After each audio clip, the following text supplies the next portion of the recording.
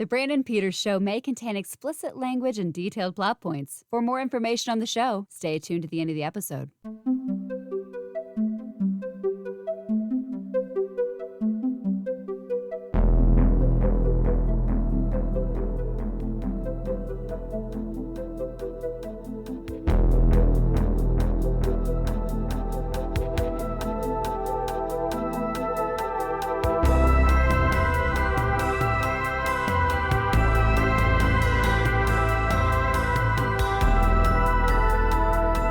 And now, here's Brandon.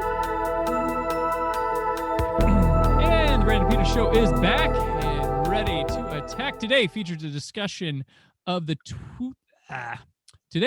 discussion of the 2021 film Moxie. Joining me today, I'm very excited to welcome my friend, director, writer, actor, comedian, a jack of all the trades, David Kronmiller. It's good to be here. Thank you for having me. No problem. Always good to. I think like during these COVID times, we've kept in touch really well. I don't know. We have, even though you moved far away from here in California. You used to live in California. I did. We talk now more than I think we did then. So maybe we had many late nights there during the. Yes, we did in the DVD QC days. Yes, we used to watch DVDs into the wee hours of the morning and write reports. You and I were of the few that could write the official reports and send them to clients. The hours in Excel spreadsheets. It's joy. It's joyful. That's what you want to do. You get out of film school, you go and I want to do spreadsheets for DVDs of movies that I wouldn't really want to watch. But hey, it's painting. It's okay. It was good. It sounds cool to anyone not doing the job. No, there's fun times, but there are. It was an amazing job especially for people who are into film, and for those out there who are starting out or whatever, coming out of film school or wanting to get into film. Those jobs still exist at some level. And if you can find them, snag them. That's not a bad way to spend 8 hours. And great networking too, because everybody that's in there is usually someone in the same spot you are. Well, and in our or group, further along. We had an amazing group because we had you and I, of course, were amazing. Yep. But we That's also a top. had That's a top. The top one. We also have Maranzio Vance, who is a comedian, and he and I have done shows together now as comics. And then we also had Scott Mendelson. Scott Mendelson, now at Forbes, and a big critic. Yeah, who will not review my movie. He will not review my movie. He's a conflict of interest or something, but he won't review it. It's okay. I'm not bitter. No, not at all. Oh yeah, we also had short stints. People like the guy who played one of the not flea nihilist in Big Lebowski worked for a couple weeks there. I don't know if I realized that or not. Yeah, there's some different people that would show up here and there. There's a guy when it merged with Testronic Labs. His name was CJ. He ended up getting a pilot that got turned into this like Harper's Island series. And, nice. He was the only person from the pilot they kept. They recast the whole thing and kept him. Oh, that's and he was in Transformers too. We had tons of different people that worked there. It was John Rocha, who's a podcaster in his own right. Yeah, Johnny. He's been on this show. Just lots of people, lots of fun. Everybody just talking about movies all day, watching movies all day, complaining about movies all day, knowing stuff about players. I don't need to see Madagascar again. I saw that a lot. That was a high pressure title when that came out. There'd always be the ones too that would come back around. Like there was like one of the Harry Potters that I was like, oh my gosh. And then like I watched it in Dutch and I was like, this is kind of interesting this way. So that's the thing is movies do come back around. I mean, I remember I got my start doing the DVD QC thing when I was in film school at SC, and I what was it? One of the first movies that we worked on there in the DVD center, which we were on the Sony lot, which was neat being on the Sony lot. We had a limited number of movies that we were putting out first. We had 7 titles that Sony put out in the first like 8 months or so, and they were like Jumanji, People versus Larry Flint, Jerry Maguire. And what else? There's a League of Their Own, and Jumanji on the first few viewings is a lot of fun, And then you start getting into German and the French and then the thing, and then you're like, and then eventually it comes back around. And I will say that any movie, if you have to watch it, if you're an American, you watch the movie in the French dub, suddenly, no matter what it is, it's elevated to like art. Like, Yeah. Watch Biodome in French. That is art. Yes. Yes, definitely. I always like when like Star Wars comes out, I change the dub on like Yoda to see how they imitate the Frank Oz. It's always way off, different. Like it's always an interesting one to do. Switch the dub on Yoda. I got to do that. I haven't done that. That's funny. There's one language that's like, I'm like, that's not Yoda. That's not fun. That is No. this creepy ass. No. But going back to the beginnings, you grew up in Brazil, am I right? That's correct. Well, it's first about 7-8 years of my life. Yeah. I grew up in the Amazon jungle in Brazil. Parents were missionaries. I do the quotes sometimes for that because found out years later my dad was also doing other things. That was I guess we were involved in down there. Well, at least that's what I understand. So yeah, it was my childhood was part Mosquito Coast, part Tom Clancy, with a dash of Indiana. Oh, that's right. Jones. Yes. Yeah, my dad turned out to be apparently working for the State Department, as you do in the late 70s, early 80s. And that I found that out years later, though, because I didn't know it at the time. At the time, I just thought it was normal, living in a jungle. We lived in a town called Unedited, which is about 1,000 miles away from any major city, and the only way we could get there was either on the river or by small plane into what I believe at the time was kind of like a dirt landing strip situation. That's now a proper small airport, but it was 1,000 miles from any kind of civilization on the western side near the Chile border of Chile. And it was neat. It was a mango farm I lived on a mango farm. And we used to take trips up and down the Amazon River, and it was wonderful. It certainly fueled my creativity. Yeah, definitely. There was nothing else to do because there were no other kids my age. It was me and my dog Snoopy. Oh, He was a big coward. Yeah, and then my imagination. That was it for a number of years. Yeah, that's excellent. Does anyone ever like comment on your imagination? Like he didn't grow up like all of us. Like what has anyone like picked up on any like thing like been like? Here's the thing: is like that. My background at in Brazil is what got me into film school. It was you have to write an essay to get into SC, as well as a bunch of other stuff you submit. And I wrote an essay about the last couple of years we lived in a colonial town on the east side of Brazil called Santarém. And it was I wrote this little thing about this thing that happened to me when I was about 6 or 7, I guess it was, probably 7, where my mom and I had walked to the store, and as we were walking back, it was a really hot day, which is it often is on the equator, and she had gotten me an ice cream cone, and I tripped and it fell, and I was sad about it. So I wrote I dropped my ice cream cone essay, but it happened to be in Brazil. And I guess that impressed people enough to get me into the film school. But once I got into film school, I got to be honest, like, when I was in the late teens, early 20s, you tell people your background, they get kind of at a certain point, they roll their eyes and like, whatever, I don't care. David's from Brazil. Who cares? And it's like, oh, that story again. And, and sometimes they don't believe it, because it doesn't seem plausible to some people, I think. But it was certainly a real thing that happened, and got me into film school. I mean, my senior film at SC was about it. I did a fictional version of Tom Sawyer Huck Finn story of a missionary boy, and he has a best friend who's an Amazonian kid, and then the Amazonians want the missionaries out, and a little sort of anti-colonialism story, questioning religion and all this stuff. And so that was my senior film at SC. By the way, somebody how'd you pull that off? Like I'm trying to think of where I love. And it looks pretty decent too. Yeah. Like George Foyt was my DP on it, and he's gone off to do some fun things.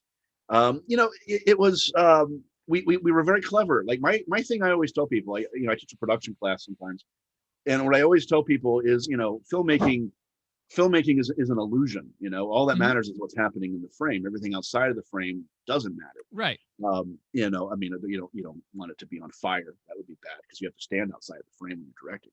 But it was inside the frame matters, and and that was the thing I think that we pulled off the best on that. It was called Homeland Homestead, was the name of the movie, and we shot. Let's see, we shot in all kinds of places. We shot in Griffith Park, in this area that Jurassic Park would end up being shot at as well. In fact, I believe when we were shooting, Jurassic Park was shooting. Oh, okay. And we had to I think if I remember correctly, they were just there or were just about to be there when we shot. And then we shot at the Los Angeles Arboretum, where the Fantasy Island used to be shot. And there's Okay. actually an exterior Adobe type, looks like a mission, and we put a cross on the top of it and transformed it a little bit. But then there's all this, little bit of jungle here and there. So we just be very careful with our angles. There's a waterfall that we had our actor walk across. That's there. And then we shot some stuff at SC, and we're just very clever. Like we had this one part where the boys run out of the forest and stop, and they have a quick bit of dialogue Mhm. before running off. And it was a pickup shot that was a shot that we had pushed, and we shot it in this overgrowth area behind one of the buildings at USC that had just some big vegetation, and about a week later they had trimmed the vegetation, and you'd see what was really behind us, which was the Shrine Auditorium. Oh. So it was just I love being clever like that. Oh, yeah. That's the No. thing about filmmaking that blows me away. But that film, it was funny. Here's a funny anecdote. One of my classmates was Susan Levine, who's now Susan Downey, Okay. married to Robert Downey Jr. Oh. And she did not like my movie. She did not like Homeland Homestead. She thought that we had made this Huck Finn Tom story, Sawyer type story, but I ended up casting people who were in their teens. I wanted to cast like 12, 11, a little bit younger, but we just couldn't find actors to work on a student film Mhm. that were that young. And the couple that did audition were clearly had crazy parents. So that I was like, I'm not putting up with that one. That stage mom, that would be horrible. And so we cast slightly older teenage boys, and she had this comment. We were in dailies, and she's like, David, do you realize that your film has homoerotic undertones? I was like, no, it doesn't. I was like, no, they're friends. It's not in the script. You see, it's not in the script. They're not having a relationship. They're just, and why erotic? And they're minors, by the way. Where's your mind going there? And I thought it was crazy because, like, in Brazil, when I lived down there, you don't wear a lot. You Yeah. often leave your shirt off because it's the equator and it's hot. Okay. So I had some of the, one of the actors would have his shirt off once in a while, and she just, I guess, read into it, but she was not a fan. She was not a fan of Homeland Homestead. Oh, man. Well, it's not on Rotten Tomatoes, so she can't go and No, click on but it. what's funny is, speaking of Rotten Tomatoes, or review sites anyway, we when Boris and the Bomb was released, I don't know if I mentioned this last time or not. I don't know if it had happened yet or not. But when Boris and the Bomb was released last year, we got reviewed on Film Threat, and by the same reviewer who had reviewed Doolittle, and we scored significantly higher than Doolittle. So I feel a little sense of vindication because that was her film. Take that. So I'm like, hey, Vengeance. my little micro budget, action adventure film, beat her huge CGI thing where apparently a dragon has an accordion taken out of its butt or something. Take your word for it. I haven't seen the movie. I haven't seen it either, but I hear that's part of it. Apparently, it's a big part of it. All right. If you say so, it'll be so. So the people listening to my show who haven't seen Doolittle, that happened. Totally. I'm curious to 100%. watch it just for that. Okay. We'll have to check it out, I guess. Speaking of, you also around your USC days when you got the part of Torch on Saved by the Bell, the new class? That's right. Yeah, it was my summer job for 3 years. I got cast. It was basically an extra, but I got bumped up to occasionally getting to speak and have a character and get to do a lot of gags. And I was in on a lot of the gags on the show. But it was I got cast in '95 at the end of my freshman year at USC, and so my first 3 years at SC, or I guess my second 3 years, were always a little complicated because I'd shot on the show from April till about September, and then I would leave the show and go back to school, and that was hard too because one year they actually offered me a job as a PA. And they said, you want to become a PA, and I could have gone into the writing side of things, and probably stayed and eventually become a staff writer. But I had just gotten into the film school, and I was like, no, I got to go pursue this thing and go to film school. But yeah, I was on the show for 3 seasons. It was amazing. It was a wonderful summer job. We shot at the NBC studios here in Burbank. They shoot the whole season in the summer, or just like a good chunk of it? No, we shot because we had minors. Our main cast with my seasons, we had a different cast a lot because it was the new class and they often switched out. But we had Jonathan Jackson, not Jonathan, Joshua Jackson, no, Richard Lee Jackson. His brother's Jonathan Jackson, and Sarah Lancaster, and who else? Samantha Esteban. And all of them, they were all under 18. They were anywhere from, like, Sarah was 14 when she joined the show. And then Richard Lee was like 17. So a lot of them were minors, and which meant that it was easier to shoot during the summer because they didn't have school, and they could work a little bit longer. Gotcha. So we would start shooting in April, and then we would shoot. They would actually shoot all the way through December, but I would leave the show in August because of my scheduling commitments. So I would leave, and they'd have me back, and they were nice about it. But the show shot the high school stuff first. So anytime you watched the new class, and I'm assuming this is the same way for the original series too. We were on longer, by the way. Yeah, I did. That show did run longer than the original series proper. Yeah, it was. Every year after I was off, I was like, "We're still on? Okay, great." I was surprised. I stopped watching it after I wasn't on it. But we would shoot the high school stuff first, and then in August we would often flip the set and do a special episode. So the mall episodes, or the kids would go off on a cruise, and they'd have a semester at sea. Those type of episodes were done second. So they would shoot the high school first, and then the second, which is trippy, by the way, because I've been watching the new series and seeing the set for Belle reimagined with the new series, where you see the whole school. It's a more practical location than the art stage. We were a sitcom, so we were a 4 or 5 camera operation, and had an audience of 14-year-old kids watching us, which was awesome. Doing live sitcom is wonderful. It's so much fun. But seeing the new series, like, suddenly there's something at the other end of the hallway. Like, they have the same basic staircase that I spent hours coming down and doing things at and being in, and then seeing it now that's still there. They've replicated it, but then they turn the camera around and there's a whole other hallway. And I was like, oh, I didn't even think. I thought that, in my mind, it ended.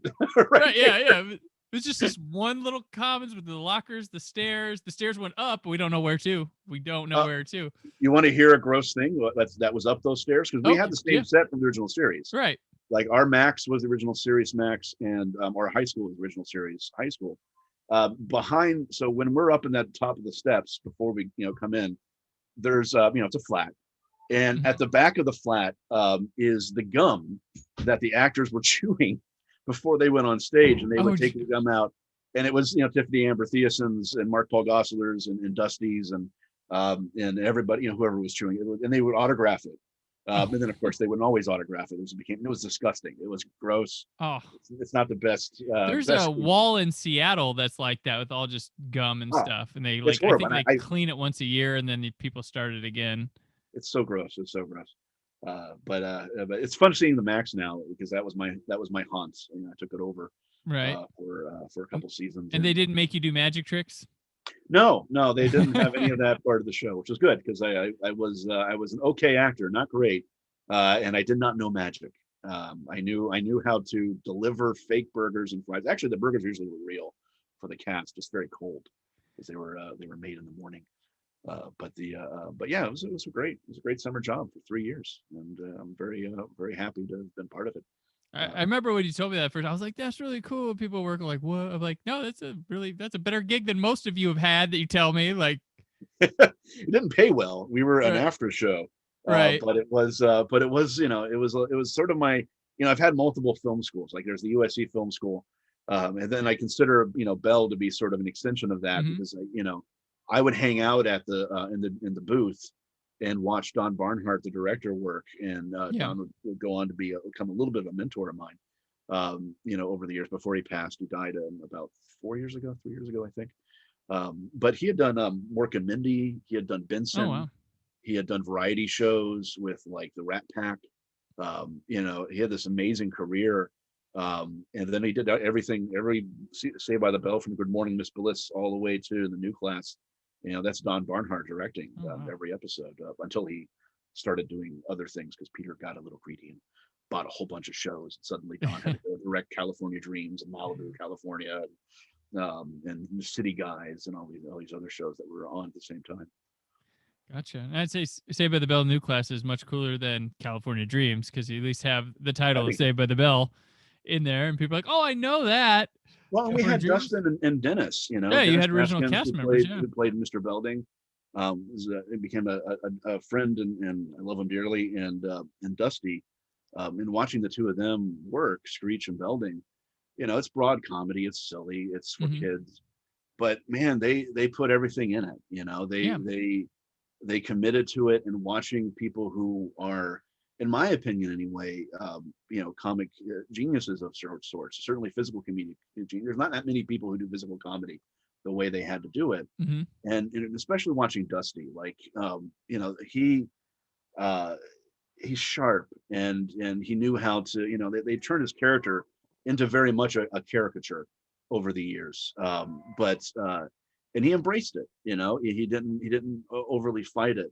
He's a good actor, and he's got a pretty big range. But he would, show up and pull the face and do the pratfall. And at one point, God, they had Dustin and Dennis in suits of armor jousting for one episode, and Dennis was in his early 50s, I think, when I was on the show. And then they also put them, one of the episodes of the Max that was fun is they put both of them, I think it was both of them, in a giant milkshake container and poured a milkshake on top of them and made them as a giant. It was like some gag for the school radio station. And it wasn't an actual milkshake. It was actually this is kind of grosser. It was mashed potatoes, instant mashed potatoes that they made a giant batch of that they poured on top of them. Okay. So they weren't freezing, but that's a lot of commitment to comedy there. So it's fun to watch. Yeah, I remember Dennis used to be a karaoke regular at was Dimples back in Dimples Burbank. Here in Burbank. I used to see him there a lot. Whenever I go in, I wasn't like there regularly, but he'd be in there like quite frequently every time I'd show up in there. So he's a wonderful guy. I owe my career to him. He I don't know if I mentioned this the last time I was on or not, but my first day as Torch, where I got bumped up, I had joined the show April of '95, and I was basically just a high schooler on the series. And then a few weeks in, they asked me to audition for the redheaded waiter, and I went to the audition, and it was only me and one other guy who looked like he was about 30 something. And I thought, well, I might be getting this. This might be my part. This might be for me. And I was like, oh shit, I better not fuck this up. And I went in. It was my first real professional audition, and I went in and auditioned for Robin Lippin. Didn't know what I was doing. I was nervous, and it's a tiny office, and her desk took the whole thing. It was ridiculously comedic, the room. This little lady and this huge desk. And then I got the part, and then it came time to tape. We rehearsed on Thursdays, then we shot on Fridays. And the Thursday rehearsal went okay, but I was nervous about getting to set the next day, and I didn't have a car. So I was using my girlfriend's car at the time, my college girlfriend. And I stayed over at her apartment, and she had one of these alarm clocks where there's like 1 million buttons on it, little tiny switches. And I hit the wrong button, and I overslept. And I woke up. I was supposed to be, my call time was like 8, and I woke up at 8:20. And I called into the stage, and I'm like, I'm sorry, I'm late. I'll be right there. And I was living at USC, so I had to drive up the freeway. But luckily, on Friday mornings, it's actually easy to get to Burbank from SC. The traffic's in the other direction. So I got there in 20 minutes, and got on the stage, and Karen, the AD, pulls me. I just remembered it was Karen. Oh my God. Sorry, we talk on Facebook now. We're connected. Karen pulled me aside, and said, they were going to fire you. But Dennis vouched for you. Dennis Haskins said, if David's late, it has to be for a reason. I'm sure he'll be here. So I owe Dennis Haskins my entire Wow. career for that, because he had faith in me, and that allowed Don. Where not did to it fire come me. from? Did you guys talk and stuff like right beforehand, or just No, just like, here's a young guy, let's not? I mean, there's a little bit of that. I mean, when you're on the show, there was about 10 of us that were regular background performers. Mhm. And there's a couple of us that were kind of given sometimes a little bit more leadership responsibility and training new people coming on. Mhm. And we would get opening crosses, and so we'd get a little bit more attention than people coming in and cycling. And I'd been there for 6 weeks. And when you're waiting to go on, you're talking to each other, you become friends, Mhm. and he just, I don't know, for whatever reason, didn't think I was a complete fuck up. So that was nice. Yeah. If I can say that, I don't know if I can't say that on your show. You can say whatever you want. You complete me. So it was just, yeah, he vouched for me. It was just, he also looked out for people. It was a pretty tight group. And, I remember I'd have to be picked up because I didn't have a car. And I would hang out. One of the great things is we shot at NBC. I used to hang out behind the backstage at the Tonight Show. And because there was a break room right behind the door that leads to the stage. So I would, just happen to have to hang out there all the time so I can watch celebrities and Jay Leno walk around and stuff. And there was a phone, a pay phone there that I would use. I had no cell phone. This is pre-cell phone. Right. So I would call my ride. Well, no, you had the Zach Morris phone, of course. Right, of course. Yes, of course, the Zach Morris phone. And that's why I would call for my ride, and I'd wait there, and I'd, stargaze. I almost got hit by Mel Gibson one day. Because he was driving his truck and like he wasn't looking. But I would often be standing outside after I called my ride, waiting for my ride. And one day Dennis pulls up, he's leaving, and he's, offered, hey, do you need a ride? And are you okay? All right? And he cared about people. And that was the spirit of a lot of the folks. Dusty just passed, and that was hard, to see happen, and because of the show and some of the things that have happened over the years, there's this mistaken idea of who people are on these shows, and it's never quite what the tabloids or what the media sees. And my experience with all of them was that it's a very tight-knit group, and we all cared about each other, and yeah, there were certain moments afterwards that where like Dusty was trying to reinvent himself and try to shake off the Screech persona, so we decided to start acting a little differently. But that's not really Dusty. Dusty's a nice, sweet human being who just honestly wants to be wants friends. And that's what I noticed when I knew him, was that that was very much true about him. Is he was one of the first people to introduce himself to us, and would hang out and talk, and was just a nice person who took his job very seriously, but also was growing up in the public eye. And that's all that Lifetime movie they did, and it was accurate from my experience. But a lot of the stuff that happened in it, at least from what I could tell anyway, was stuff that I know that happened on the new class. Like there was some schmuck who took advantage of Dustin, became a friend of his, but then Dustin signed for a car for him and all this stuff. He took real advantage of Dustin, and that guy's mentioned in that movie.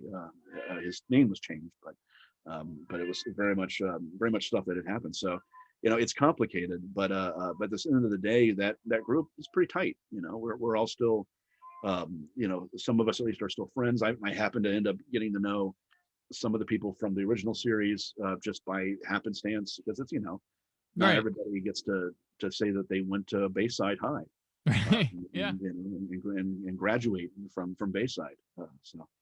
Go Tigers. Go Tigers, yeah. Bayside alumni. Moving on real quick. From Saved by the Bell, which great stuff. Thank you for the Saved by the Bell reminiscing. That's great. I didn't make the show. That's no. That's Sam, Broderick, and Peter and Ingle and all them. But right. I want to check in real quick. Last time we talked, you were on my old show, I was on your show, and then before that, you were on my show, old show. But we have a great conversation about Boris and the Bomb, which Yes. you can go back to Cult Cinema Cavalcade and listen to that. It was like 35 minutes about it, but I just like to check in with Boris and the Bomb and see what it's. I know it's on Tubi now. It's on Tubi And- TV, and we're also now on IMDb TV, which is a brand Okay. new thing that Amazon has started doing. And what's kind of neat about it is it's a curated content on IMDb TV. So we had to be picked out of all the content they could have picked. They did choose us as one of their films, and that's nice. So you can watch it now on IMDb TV. It's out there, and I think we'll be on more streaming services as the year progresses, as our distributor Indie Rights Movies, keeps putting us out there and helping get the word out about Boris and the Bomb. But it's doing great, and we're very excited. Our lead actor Jonathan McCarthy just shot a couple of days on the morning show, season 2. One of our actresses, Leela Ladner, plays what is the character's name? She's a Disney Junior star, and she's their first Indian princess. What's it called, hon? Mira Royal Detective. Royal Detective. And she's Mira.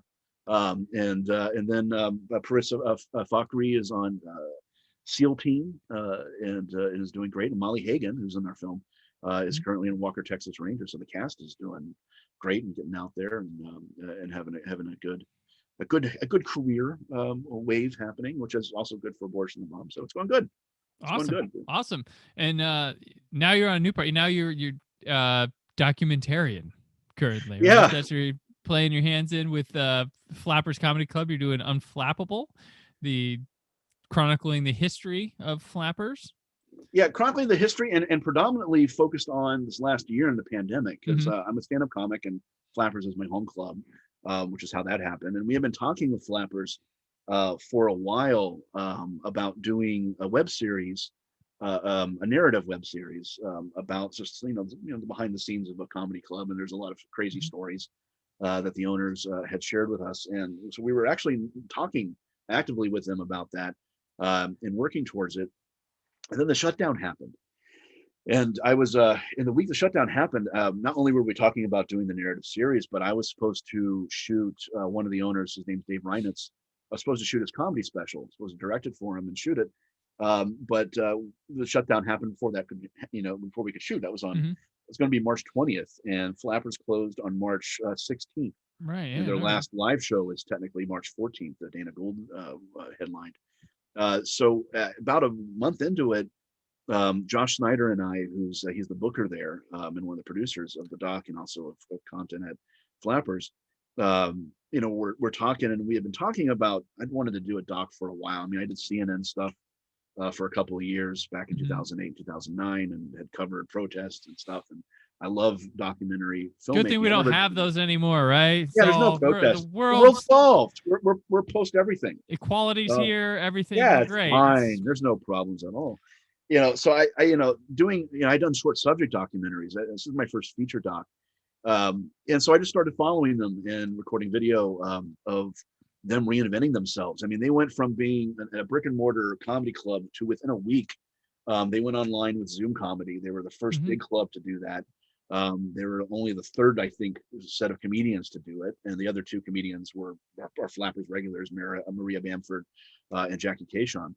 And then they have an online school it was an online before, but now it's online, called Flappers University, FU, and I teach a production course there.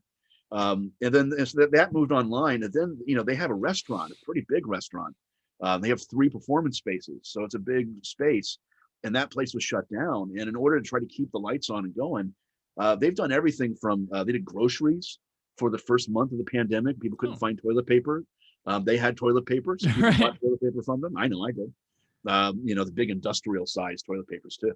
And for big butts, for big butts. That cannot lie. Yes. They can't lie. And then they did some takeout and food delivery for a little bit. And then they what really saved them though is they started feeding seniors in Burbank through a program called Great Plates that's funded by FEMA and funded also by the state of California and FEMA. And it feeds seniors, and they feed 50 to 60 seniors in Burbank 3 meals a day, and 7 days a week. And And over the course of the year, one of those seniors ended up becoming my mom, because we moved her out from Michigan the week of the shutdown. That week, I had to move my mom out. Things, weren't. She needed some help, and needed some extra care, and so we moved her out here down the street from where I live. And after when Flappers got the green light to do the food delivery, after about a couple of months, my mom signed up for it. So now, so it's been a wonderful thing, that they were able to do for the community, and it's helped them keep the lights on. So, the documentary follows that entire journey of them trying to keep their business from going under. The owner of Flappers, Barbara Holiday, there's Barbara Holiday and Dave Reinens, they co-own it. Barb's house is collateral for the club, because they got an economic development loan from the city of Burbank. So, the stakes are pretty high for them. Like if it doesn't work out, they not only lose their club, but she loses her house. So the documentary really is about that journey, as well as, the state of comedy throughout the, COVID shutdown. Yeah. And we've interviewed now over 40 comedians, as part of the documentary. We even were considering turning it into a series. We may still do that if there's interest in it, but right now we're just focusing on getting the feature done. And hopefully, hopefully they'll get to reopen at some point, but with the way this virus is going, who knows? Hopefully, knock on wood, they're able to reopen, and when they do, it'll be a good thing for the community again, and also for comedians who are just dying to get on stage. Right. Well, they don't die to go on stage. Nobody wants to die to go on stage. No, but I have to say that Flappers Facebook page is it's pretty exciting for, a comedy club that can't be open and stuff. There's a lot of programming going on that, Well, on a regularly scheduled basis. It's pretty. They still do 7 nights of comedy. Yeah. And they're the only club doing it. I mean, the Comedy Store shut down, and Laugh Factory shut down. They started doing some, those other clubs started doing some things outdoors occasionally. Flappers did a drive-in comedy called Park and Laugh, where they put up a stage and had big comedians, come in and perform. Everyone from Jimmy Dore to let's see who else. Well, Bill hasn't done it. Bill Burr hasn't performed yet at the drive-in, but there's a ton of amazing people, and they were thriving before the shutdown. Like 2019 was their biggest year, and they were starting to do really well. I mean, they're the regulars that performed there in terms of big names, became a club that a lot of comedians would work out at while they were prepping for their special. So Whitney Cummings is a regular at Flappers, and did shows almost nightly there, where she was working on her material for her next special. And same with Bill Burr. Jeff Garland had a weekly show there on Sunday nights. And Dana Carvey would drop in. Jerry Seinfeld dropped in when he was working on his last special, and took over the club for a night. So they were thriving and doing great, and so that it's. Hopefully they're able to to pull out of it. But the doc is about them, and then throughout the doc you get to learn a little bit about how Flappers came to be, and who these really interesting and positive people are.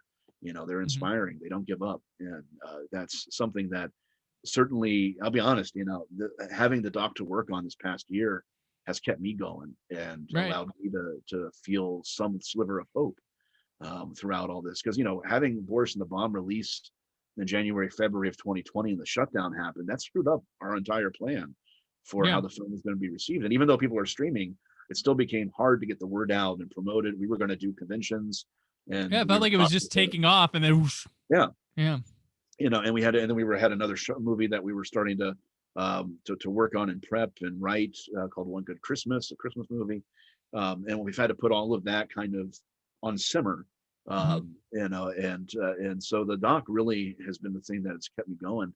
Here's the poster for it right there behind me. For the last year, and it's been if you're having a hard day, there's nothing better than interviewing a comedian. Sure. And listening to them, and some of them have had amazing stories. Kristen Keys was on a Princess cruise ship performing when the shutdown happened.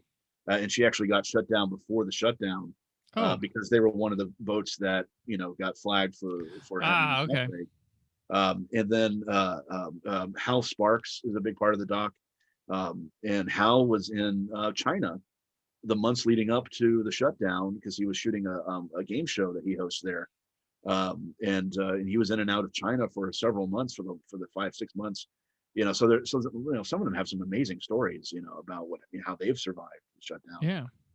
and what they've gone through to just sort of keep afloat and deal with it too. It's been a crazy year.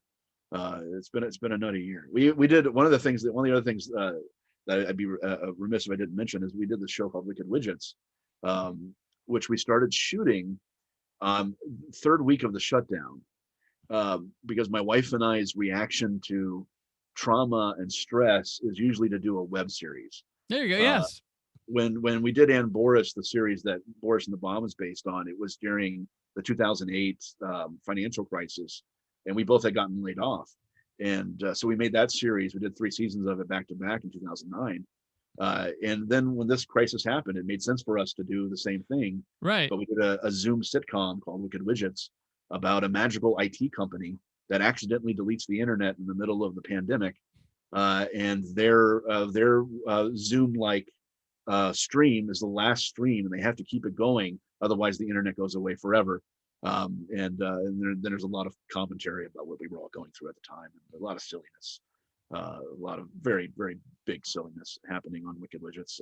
We were just having fun. But we just re-released the first season. We did 2 seasons of it. We did 7 episodes. We did 4 episodes, and then we did 3 more, and we did it all live. We treated it like a sitcom. Okay. We wrote on Mondays. We wrote on a Monday, Tuesday, and then we shot the show Sundays at 4:00. And we'd actually start shooting at 1. We'd shoot the show a couple times, once live on Facebook, once off of Facebook. And it was a blast. But we're re-releasing it with sort of finished effects and music. Okay. And Special editing edition. Yeah, because it was like a live taping, and it was very raw. Right. So we've gone through and tightened it up and added, because it's magical, and there's actual magical battles that happen in it as are crazy. We had Andy Forrest from Parks and Rec is in it. Okay. And, Anthony Q. Farrell, who's a showrunner with a couple BAFTAs under his belt for Secret Life of Boys. He was in it as a performer. He's a friend of ours, and a bunch of fun people from Boris and the Bomb are in it too. And it was between that and Unflappable, that's what kept us sane, because it kept our mind off of the stress of the pandemic. Of course. I mean, you got to be like, you can't just sit. I know there's people who are like, how dare you do, or, whatever. It's like, I can't just sit and say this sucks all day long, like, or No. just be like, you can't. It's just, you can't do that. And I found things to do. I mean, you found things to do, and, we, made things happen. By the way, I was in a movie with Anthony Farrell. Oh yeah. No, anyway, I had to check real quick and make sure that I was in a movie. Yeah, that was with Jeremy shot called Pool Party. Oh, I was in that one a lot. I was like, I remember that guy that went on to work on The Office. I was like, who? Yeah. He was a writer on The Office for Yeah. a couple seasons at the end there. Yeah. Yeah, he was Anthony, acting. Yeah, he acted in that movie. He's funny. He's so funny. He plays Lord Maximus in Wicked Widgets. He's an evil ancient sorcerer who's very narcissistic and selfish and full of himself, not at all based on anybody in real life that might have been a president of the United States at the time. And it was and he was brilliant in it. He was so much fun. He committed fully for us.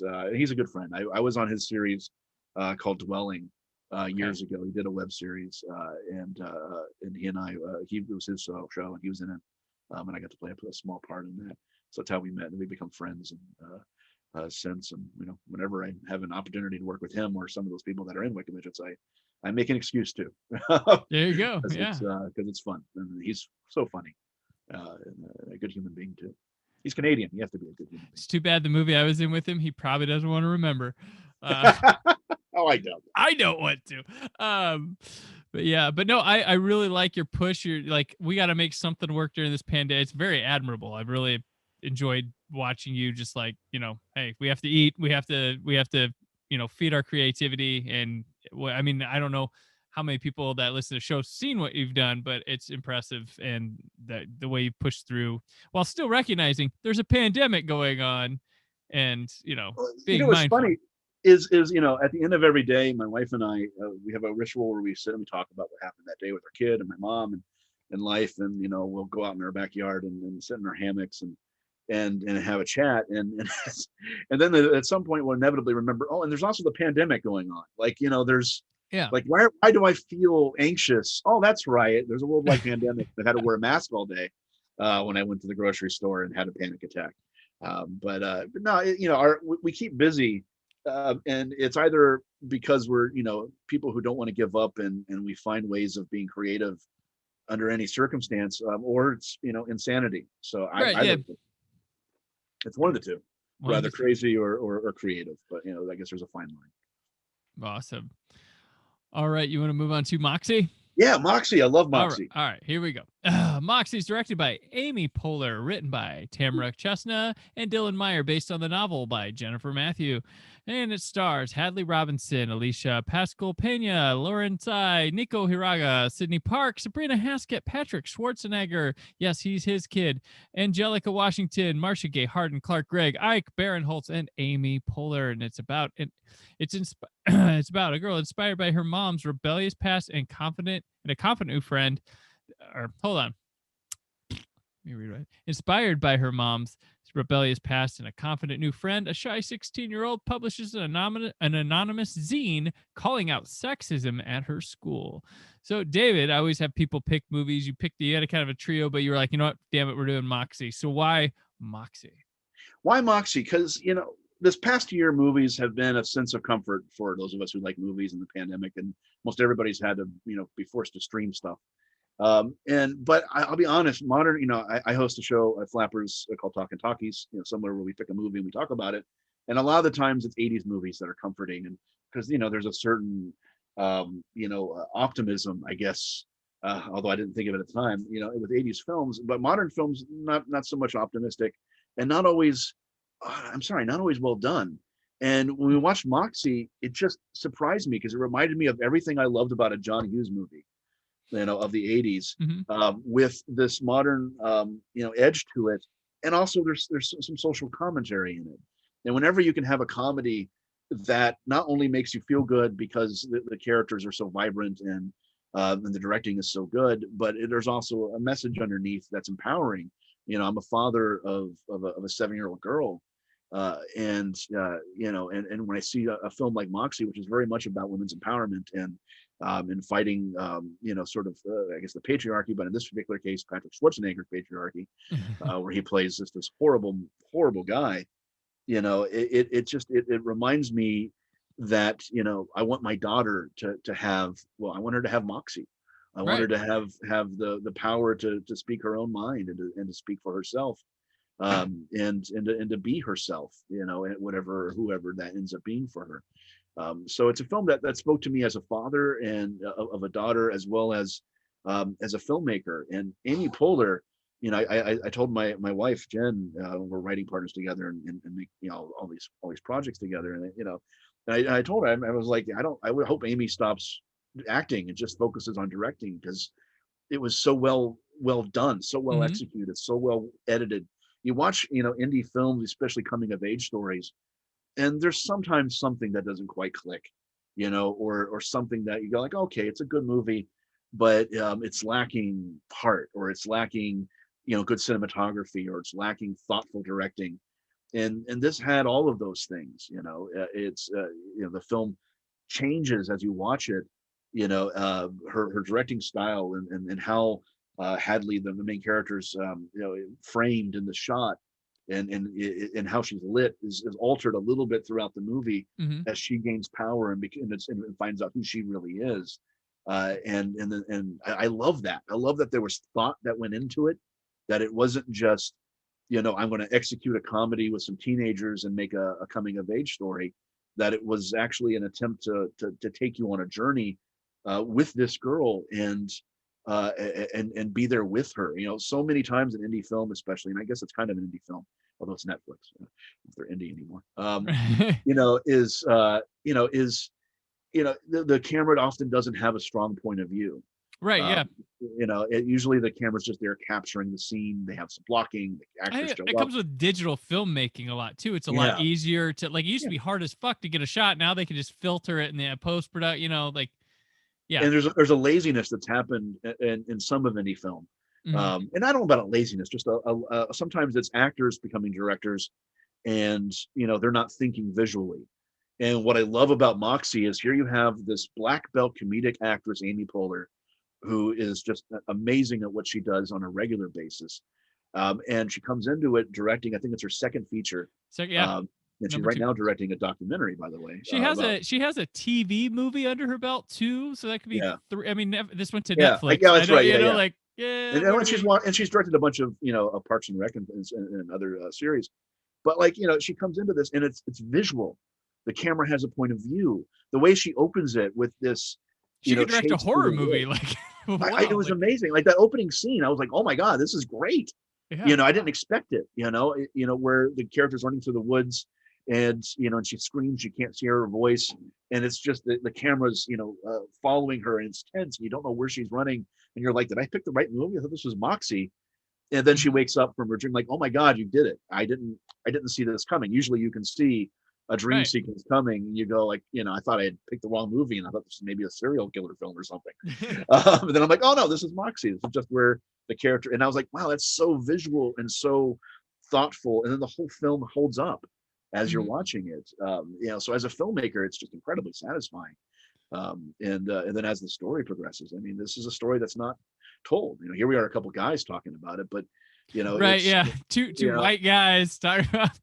But it's it's a story and a point of view that hasn't been told. I mean, most teen movies are basically movies about a guy stalking a girl, until she submits and finally gives in. You watch John Hughes movies, and they're I have them up on a pedestal and I love them still, but they're incredibly dated from they're racist and sexist, and 9 times out of 10 the guy shows up unannounced at the end or wherever the girl is, and holding up a boombox or sitting on a fancy car, and it's all about the girl going, oh, in this case it wasn't about that. No. And in fact the little bit of a love story that's in it, which is not much of one, is a guy we've never really seen before in a teen movie. This sensitive guy who's hasn't having an agenda, he's a feminist, and there's a part of the movie where they all draw on their hands stars and hearts as a way of a silent protest because of what happens to the main character, and he does that too. So even the male characters were presented differently in this, and then the female characters were honest and empowered and raw.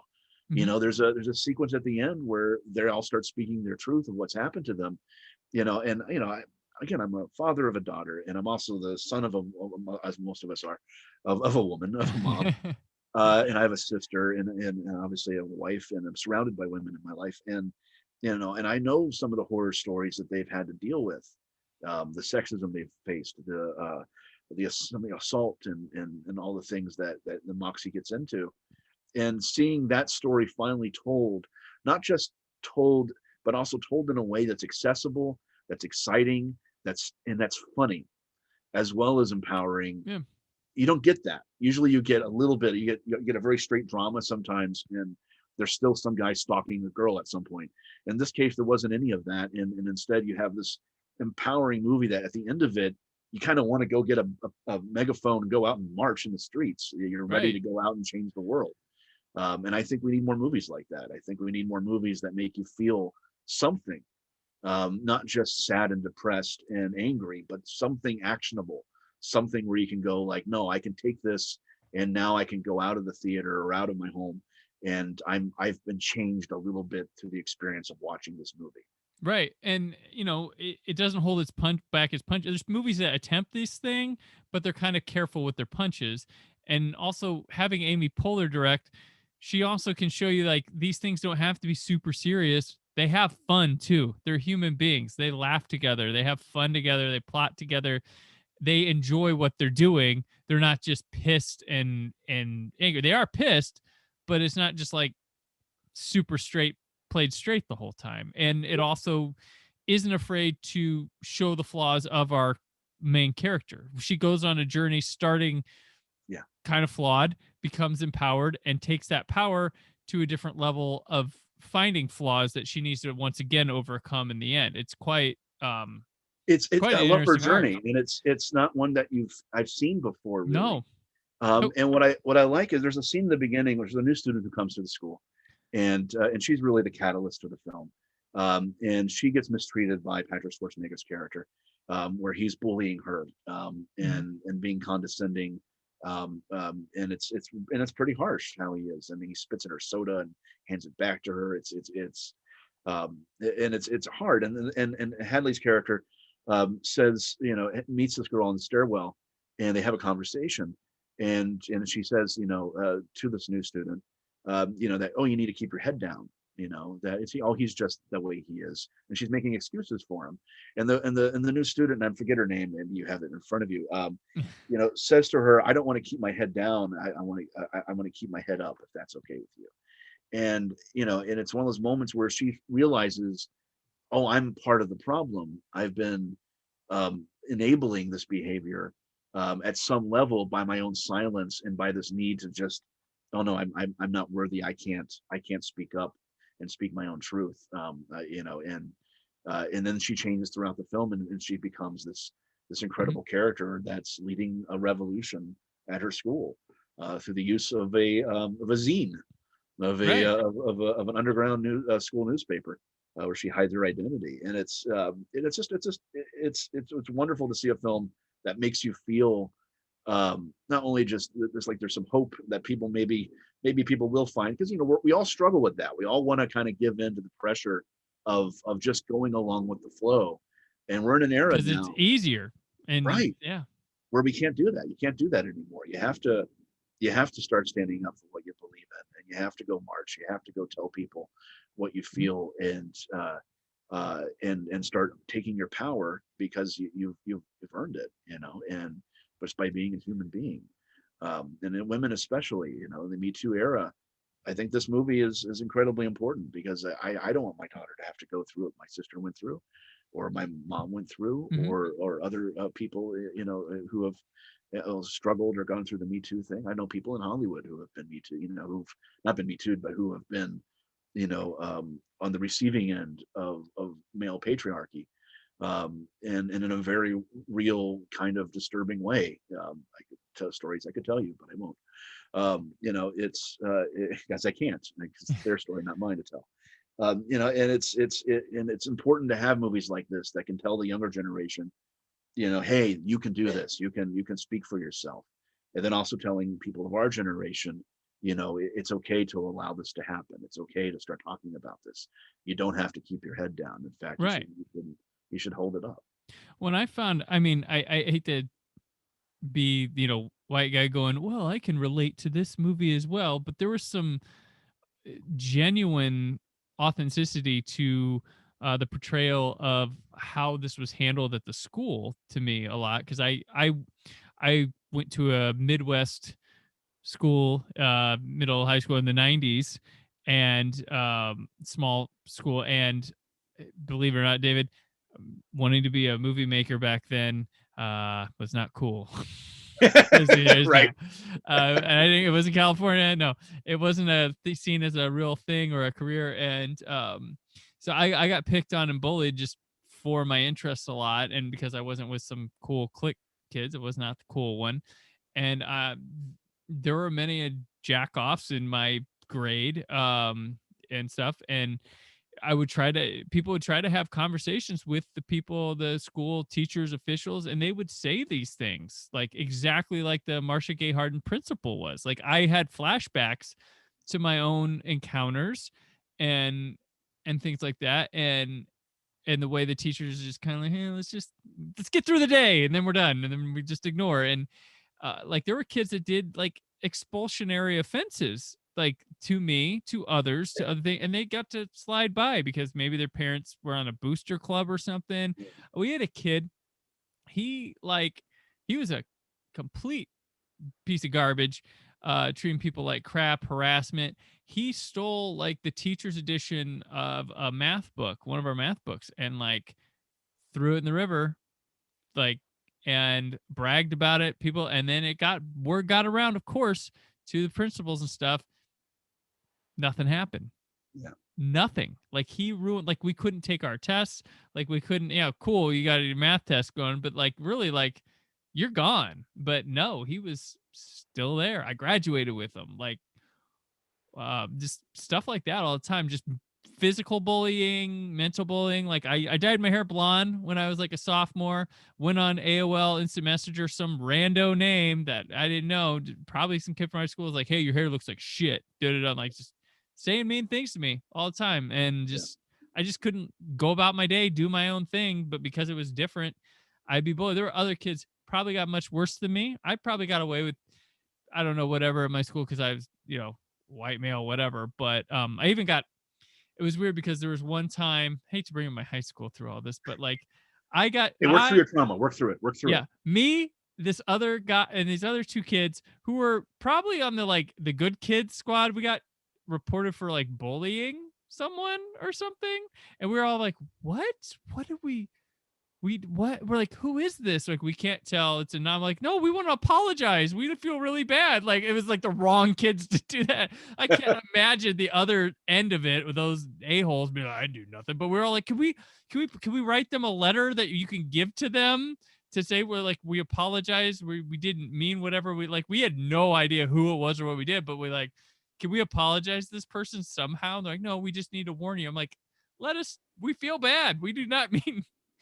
But I had a similar experience. I got bullied quite a bit in elementary school and into high school, and there's two fun stories, I guess, to tell. Like when I was in elementary school, in junior high in Texas, this was after Brazil.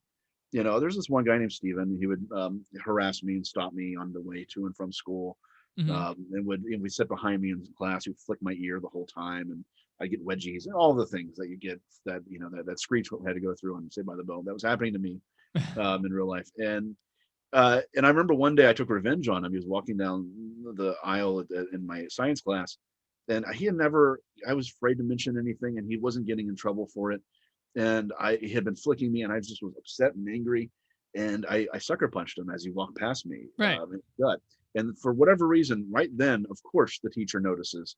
And we both got sent to the principal's office. And I'm like, really? I'm standing up for myself, but okay. Yep. But he and I corroborated our stories on the way to the principal's office because neither of us wanted to get in trouble. And we became friends after that, and he stopped bullying me. He also, I think, realized that I, was capable of possibly hitting back. Right. And then in high school, you had mentioned that being cool, being into film wasn't cool. I was in the theater department at Escondido High here in Southern California, is where I finished school, and I was also a wrestler, and those two things were fodder for some people to really love to make fun of me. And as I would walk across the campus, and it was an outdoor California school, so you're outside as you're walking, and as I was walking almost every day, this one guy, his name was Chris, would scream at me from the quad, hey, Flamer.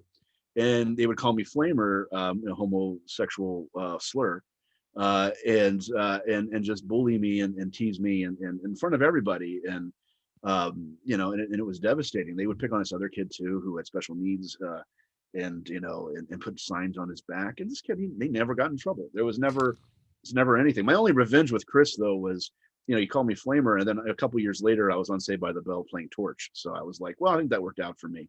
The red hair and there you go in the name, but yeah. But no, there's always the people like, well, we become stronger for that, and like, no, you fucking don't. It doesn't have to be that way. Just because you or your parents went through things that way doesn't mean it has to be. Like, it doesn't always make you. Sure, it makes you stronger, but it also gets expensive in therapy.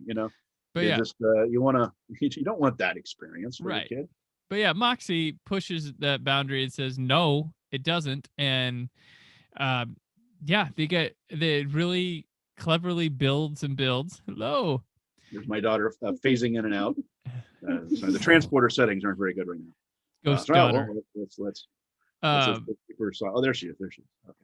I do like, so it also plays on expectations with us having seen these high school movies, because we talked Yeah. about character of Seth, the boyfriend character with the drawing that draws the stars and stuff. Did you kind of feel the first time you saw this movie like there's going to be something up with him, right? Yes. There's No, I going to be totally something up thought. with him, and I there's thought he was going to do nothing. something horrible, and then no, he's okay. He's Not to okay. give that away to people, but it's true. And I felt that. I was like, oh no, they're totally setting him up. He's going to Mhm. do something horrible. He's going to become like Patrick's, Schwarzenegger's character. Well, I'm sure he's a nice guy. I'm sure Patrick Schwarzenegger's a nice guy. But no, it ends up becoming just a version of a guy that exists, is real, but doesn't really ever get to have a movie made about them, and Right. it doesn't ever get to be represented, and it was I love that character, because Mhm. I also thought that something was going to happen, and then he Too ends good up to be true, that type he thing. ends up being okay, And it's actually better for Vivian's arc too, because she doesn't need that as a springboard. She doesn't need that as a challenge. She's fighting herself through this movie and becoming herself. yeah. And that would be a crutch. And then, or based upon the actions of a male, she became who she was. This allows her to just be herself. And Well, that's, he's a passive character, Mhm. in terms of like it's not the love interest part of the story is just there because they're high school students, Mhm. and that's a natural part of being that age. Like you said, it's not a catalyst for her. She's not trying to impress him or live up to some expectation he has of her. Right. She's trying to live up to the expectation of what she has for herself. Mhm. And also I think a little bit inspired by her mother, Amy Poehler's character, and obviously inspired very much by the women around her Right. that are that are part of. In fact, one of the I remember now, one of the other actresses in the film was a transgender actress, who's also on Saved by the Bell, the new Saved by the Bell, Mhm. and that's part of this group of women, or teenage women, who are protesting at the school, and trying to change the school's behavior, and get Marcia Gay Harden's character to take them seriously. Is there anybody better at playing people you like to hate than Marcia Gay Harden? Like, She's she's oh my so gosh, good. she's so bad and good at the same time. She's so, oh, and it broke my heart. I'm like, no, why are you? Oh, I was like, no, you have to take her seriously. You have to listen. You have to. Oh no, she just doesn't want the paperwork, and Right. have to ruffle the feathers of the rich family that I guess his character was part of.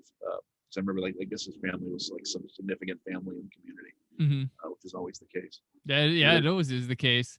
And then on the other side, you have Ike Barinholtz's teacher that just doesn't like conflict when he's videotaped, and he's like, right now I don't want to talk, or you.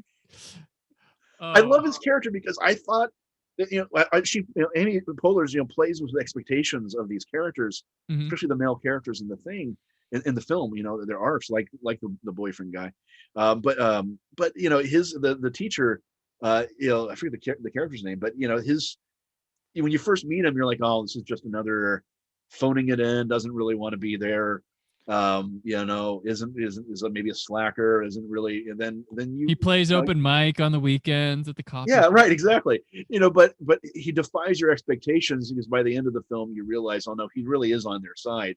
He's just feeling constrained by the system, And doesn't know and how to do it. doesn't know how. He's He doesn't know how afraid to to do it. challenge. That's, yeah. Yeah, he doesn't know how to help. He doesn't know how to be an ally. He only knows how not to maybe get sued. It seems to Right. be. Um, He's too worried and, about pleasing everyone, and yeah. but That's when they part. walk out at one point, I love that scene, and it just redeems his character and makes you feel that there is hope. That it's not just. I think that's one of the things. When you look at, say, the Me Too, movement, and where we are in not just Me Too, but also with other, Black Lives Matter, and people trying to fight for their rights right now, Mhm. is you realize that there are allies out there, for those communities, and they have to learn to speak up and do their part as well. But it's not an us versus them. It's more of a we. Yeah. It's more of people finding a way of working together. And just because it's, in this Moxie's case, it's about women empowerment and feminism, I guess, but also fighting just really horrible behavior by men. um is even if you're a guy, in that particular case, the teacher, you can help too. You can be a part of it. You don't have to sit on the sidelines, and the people who are fighting it, they're not alone. They have allies that maybe aren't going through their experience that they're having, but they certainly sympathize with it and want to be a part of being part of the solution, rather than the problem. And also, he's just very funny in the film, and endearing, as the film progresses, and you realize that he's not a complete schmuck, Right. which was refreshing. It's refreshing to see that. Yeah. No, I think this film's very like almost educational in a way. It feels like like a fun, like people, you should all gather around, show people this, to show what you can do to invoke change, how other people are feeling about the other side of an issue, or maybe, oh man, I am a fucking asshole, like that type of thing. Because I think the details are specific and modern, but the story itself, sadly timeless right now. And yeah, and I think that's the power of a good movie. Mm-hmm. For me, I was giving notes to somebody recently, and I was mentioning that, like with Boris and the Bomb, a whole bunch of our own lives are in the movie, even though it's a silly, caper. Is when you make a movie, you need to have a lot in it. You need to have, layers, to the story, and some of those layers need to be deeply personal to you as a filmmaker, Mm-hmm. so that you have something that's being expressed through it. It doesn't mean you have to hit people on the head with it, but you want to have, more than just the apparent story. You want to and that, what that does is it allows you not to have a movie that's not only entertaining and enjoyable, but then like with Moxie, you walk out of it going, hey, I'm ready to go hit the streets. Let's go Right. let's go get some signs made and protest. Let's go change the world. And that's the best kind of movie, where you feel empowered as you walk out, rather than, I mean, lately, man, I got to be honest, like my wife and I, we're focused on making, for our narrative stuff, we're trying to do stuff that's positive, because there's just like so many movies that are out are just depressing, Mm-hmm. and they drag you down without giving you a path out of the depression. I had Yeah. a writing teacher in school, forgetting his name, and he said, you can take your audience into hell, but you can't leave them there. You have to let them have a way out by the end of the end credits. And so many movies, when they do speak to an issue, only speak to the issue, and they don't give you as an audience a way of being able to do something afterwards, or feeling empowered or good about your experience. You just leave depressed and confused, and that's not, you can't get a lot of change to happen when you're just depressed and confused. You got to be given something actionable, like with Moxie, is to stop being, don't, find your voice, say what's happening, tell people, and own who you are, not who people think you should be. you know Yeah, that's an excellent point. I might leave it on that. Do you got any more to talk about with Moxie? no, I just hope Amy Poehler keeps directing. Yeah. It blew me away, and we need filmmakers like that. We need storytellers, or who are not just trying to get a point across, but also, knows how to do it. And there's not a lot of directors, in my opinion, that You are can tell able the to ones work. that are watching while they're on the shows and stuff like that, that are Yeah, hanging, or checking their projects. Like, wait, who does she work with in film now? Like, who is she? well, it's just, it's a visual medium, and in a director, you have to be able to tell whatever story you're telling, visually, as well as executing the script. And so many Mhm. times, with a certain type of a genre, especially, people are executing the story. They're not expressing the story. Right. They're not letting it filter through them, and she could do that. And that's, she's a comedic performer, so she understands rhythm and all of that, as well as being just amazingly visual and strong. Her camera has a point of view. Yeah, no, that's definitely a strong point. And I think also it's got a great young cast in it as well, and especially the one you mentioned earlier, Lucy, played by Alicia Pascal Pena, who's the spark plug for this Yeah, whole thing. She's a star waiting to bust out. Like, she's got so really good, good so presence good. and really commanding. Really helps with Vivian and her pair up, yin and yang, a bit, quite a bit well. It makes it really tick, the film. But yeah, no, definitely check out mine. If you have a Netflix, you can watch it right now. Or Yeah, after we're done talking. Yeah, right after we're done talking, go watch it. You'll feel better. You'll feel better about life at the end of it, Right. after you realize some things that maybe you were ignoring. But at the end of it, you'll feel like you need to go out there and help change the world. And if not, go look in the mirror for a bit and think about yourself. Like Exactly. if you don't feel that way. So, all right. We'll move on to what else? This is where we just kind of talk about anything we may have recently read, watched, listened to, wrote, produced, put out in the world, whatever you want to say. So, David, what else? What else? What else? Well, watching movies is a big part of my life. I guess what else is, throughout the past pandemic, one of the things that I've gotten into again, that has been kind of cool, is video games, is video gaming. And throughout the pandemic, I've often found myself, you're stuck inside, you can't go anywhere, or if you go someplace, it's the same 3 places that you feel are quarantined and safe and, not filled with a deadly virus. And one of the things I've done over the last year is to escape that. When I can't escape in something I'm writing or doing, is I played Red Dead Redemption 2, and I had to go out and spend some time in the prairie and just enjoy the great outdoors inside, and I like that. And what's awesome about that is, or about kind of using video games as an escape, is my daughter. So she's been homeschooled now for the year and stuck inside Zooming, and the only way she's been able to have play dates with her friends is by playing online computer games, and they'll play Roblox together and play all these different weird games that Roblox has, and it's that's fun. It's a nice way of escaping and feeling like you're going somewhere when you still haven't. You're just right. and I think that's the future. I think we're once they figure out the holodeck part of it, I think it's game over. I think it's pandemic all the time, and we'll just stay inside and be okay. But does your daughter play Piggy on Roblox? Yeah, that's my kids are hooked on that. It's disturbing.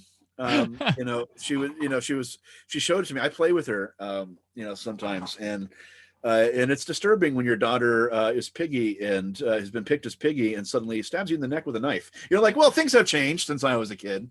Family fun night, yeah. Yeah, we play Among Us too. We enjoy that. I enjoy that game quite a bit. But yeah, it's just disturbing. I did one of my favorite memories of recent time was I was playing Roblox with her, and there's this game called Brookhaven, which is I don't even know if there's a plot, but I think there is. But it's like a town set up, and what was Brookhaven? No, it was Adopt Me. It was Adopt Me was the name of the game. My daughter, I think my daughter plays that one. Yeah. Yeah, and it's got a big, there's a town, and you trade stuff, and I wanted to treat her. So I bought her a car. I bought her a pink Jeep in this game. I think it cost me like, $2 in real life, which is still weird to spend money on a digital fake thing. And I get in the car and that's a whole nother conversation. I know, right? And I'm in the car with my daughter, and it's this nice pink Jeep that she picked out, and I'm treating her, and I'm feeling kind of like a cool dad. And, and I'm in the game, and I virtually look over to her, and I'm like, well, I'm riding in the car with my daughter, and she doesn't have a license yet. And of course, she immediately drives it off a bridge into the river. So that went well. I thought that went well. Luckily, there's no consequence in Roblox. So the car was salvageable. But clearly she wasn't quite ready to drive yet, even virtually. That's fun. That's been keeping us sane when other things have failed, is escaping into the digital world a little bit and having a sense of at least being able to go somewhere. I mean, my daughter, I've at least had to go to my mom's to take care of her. I go to Flappers to shoot. Go to the grocery store. My daughter's basically stuck here until this past week, where she finally went back to school for a couple days a week. And there are other kids in the world, Dad. It's amazing. It's amazing. But what else? Video games. What else? That's what I've been doing when I'm not making movies and silly TV shows and working on a doc, is escaping into the digital world. Awesome. All right, my what else is I started watching. I'm only 3 in. I know there's 4, it'll be five by the time this posts. But the Made for Love on HBO Max. Okay. It's got Kristen Milotti in it. She's like the centerpiece of it, and Ray Romano, Ione Skye, and Billy Magnuson. It's about this like inventor guy that lives in this dome thing. Oh, And okay. it's not like it's like when you're in it, it feels like you're really outside in some sort of area or whatnot. And he's trying to make this perfect pairing couple thing. And like they like study every, like she's his wife. Melody plays a wife, and like she gets this like chip in her that he can monitor everything of her. Oh, And so okay. Yeah. like it's kind of parallels between her escaping from that dome and Yeah. running off, and Interesting. how it got to be while she, or how it was when she was in the dome. And it's just, yeah, kind of really interesting. Like he's like trying to monitor everything when she was living in there, like testing everything to make them perfect pairing, like how well she does during like different sex things, and has to be like get Sounds vital stuff. terrifying. It This is. sounds terrifying. This is not a comedy, is it? Right? This is like It's more thriller sci-fi, but it has some comedic touches to it. But it's pretty interesting. It's a nice little show. I'm really a big fan of the HBO Max. That might be the one of the streaming services that speaks to me. Like I think their movie catalog's by far the best, because it's got the Warner Brothers stuff, the Warner Brothers, yeah. Criterion things. So and Got I've been Friends, you know. yes, Friends, Doctor Who, modern Doctor Who. It's yeah, modern, yeah, 2005 and on, yeah. Yeah, but it's, I mean, I've liked a lot of their shows, their movie. I mean, you get a lot of new movies from the theaters. I'm not ready to go back to the theaters yet. Did you watch Justice League? I did watch the Justice League. I did. What'd you think of the first season? First, yeah. I mean, I enjoy. I mean, I was in the cover of my head, like I kind of enjoyed it quite a bit. I thought it was a marked improvement, a nice thing. There's a lot of fat on it. I'm not gonna lie. It's very slow fat though. It's very slow. Oh, there's fat. If there's slow motion was taken out of the movie, it's probably a half hour shorter. Like if it was at regular speed. Half hour? No, I think it's an hour movie without the slow motion. An hour movie? Okay. Oh my God. I it's funny. It's like, wow, I can see every frame of this moment. Mm-hmm. And then, I go to the bathroom, I come back, I'm like, oh, it's still going. Flash is still, he's so fast, he's slow. He's so fast, he's slow. Yeah, I mean, I'm not afraid. Like, I like that they're not, stuff like that. They're not going for like, oh, let's be Marvel. They kind of do their own thing, so you get different takes and stuff. Yeah, clearly. But I think Zack Snyder is like, I think he's definitely got talent. He's got vision, and I think he likes a lot of cool things, but I don't think he understands why he likes those cool things. Yeah. You know, like I think he's like, oh, I'm gonna put it in black and white. I'm like, real? I don't think you understand why cool things that were in black and white were in black, or like, I don't just. It's, it's not my choice of how I would go about telling those stories. Yeah. But I did appreciate the sort of some of the visual mastery he was doing. Yeah. My only criticisms of the movie, aside from the fact that it's incredibly slow and there's not much humor, and also Batman looks like he has to poo the whole time. He's just always so stiff. They need to build that suit better for these poor actors. It's ridiculous. I hated this, and I'm tired of this particular trope in modern superhero movies and big budget films, is the bad CG villain. I thought Steppenwolf was better than the other version. Oh yeah, no, he at least had a story. Like they had stakes. It felt like they were building. So like it really worked. Like it earned the finale. Like I was really into that finale, but the CG, I hate it on DC films. I don't know if it's just, I don't know what it is, but it's just they don't. And Marvel has some problems too, I think. But WandaVision ended with two people throwing glow beams in space or in the sky at each other. Yeah. Yeah, so and and I get, sometimes I enjoy it, and it may be the right thing for that character. Those comic book superheroes, but you go like, oh look, it's another beam of light into the sky. Oh look, it's another giant CG villain that the heroes have to all, and it's just like, can you come up with something else? Well, I mean, Wonder Woman 1984 kind of did, and people didn't like it. Like we're trying to verbally, her in the Max Lord finale was not punching it out. I'm just saying that one tried something else. I like parts of that movie, but that part of it, I was like, you have Wonder Woman, she's sitting on the floor, and it's a weird dialogue scene, and he's standing in a Doctor Who set, and it felt like a different movie, suddenly at that point, rather than an active character saving the day with her whip and her things and all this. She's just kind of like, it was like, oh, you have to love or whatever. And it felt kind of like a weak choice for that character in that moment. Fair. And I feel like they struggle in those third acts, especially DC, to get, you want. I liked Shazam's. That's probably my favorite of the DCs. They had a lot of humor to throw. I took those tropes and made jokes of them. So I was very much into that. But yeah, it seems no matter you're DC or Marvel, it's like, well, call up the CG team for this final battle.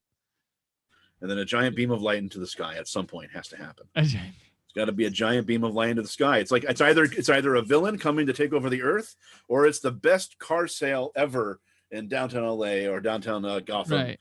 Or a movie premiere in Gotham. I guess maybe it's what. Yeah, it's not like the old days when Batman and the Joker would harass each other in a bell tower, and the world wasn't ending.